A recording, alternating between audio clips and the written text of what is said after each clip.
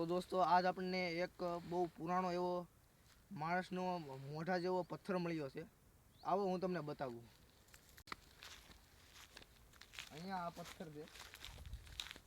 આ જોઈ શકો છો, આ પથ્થર છે.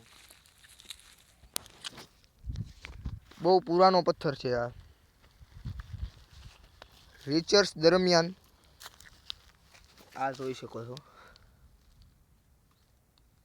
આ બાજુથી અમુક અનહોનીથી પથ્થર નીચે પડી ગયો છે. ઉપરથી આ વાળ જેવું લાગે છે. આ તમે જોઈ શકો છો, આ નાક છે.